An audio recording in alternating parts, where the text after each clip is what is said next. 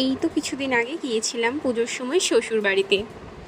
প্রথম বছর বিয়ের পর বৌমা এসেছে পুজোর সময় দেখে শাশুড়ি মা তো আনন্দে আটখানা। শীতের শুরু, কালী পুজোর সময় পরিবেশটা আলাদাই মায়াচ্ছন্ন।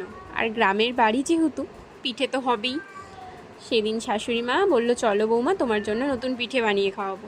আমার কাছে সম্পূর্ণটাই নতুন, তাই নতুন বললাম।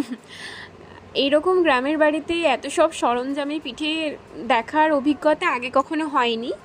তো বেশ ভালোই লাগছিল ব্যাপারটা। শাশুড়ি মা খুব যত্ন সহকারে আমার জন্য পিঠে বানাচ্ছিলেন, আমিও পাশে বসে গল্প করছিলাম ওনার সাথে।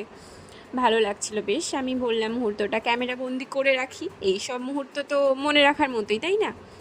শাশুড়ি মাকে বললাম, আপনার একটা ফটো নিই। উনি হেসে উঠলেন, বললেন, না, আমি গরমে ঘেমে আছি, নেওয়া যাবে না। তাই উনি আরও ঘোমটাটা ঢেকে নিলেন। আমি আর উনি দুজনেই হেসে উঠলাম। তো এইভাবেই চলছিল আমাদের পিঠে। একটা পিঠের নাম ছিল চিট পিঠে, আরেকটা পিঠের নাম ঠিক মনে নেই, তবে স্বাদ অপূর্ব ছিল। আমি কখনো এর আগে খাইনি।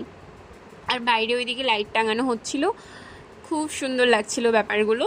তো প্রথমবার বিয়ের পরে অভিজ্ঞতা দারুণ লাগলো, খুব এনজয় করছিলাম। ক্যামেরা বন্দি করে, তাই মন চাইলো রেখে দিই মুহূর্তগুলোকে।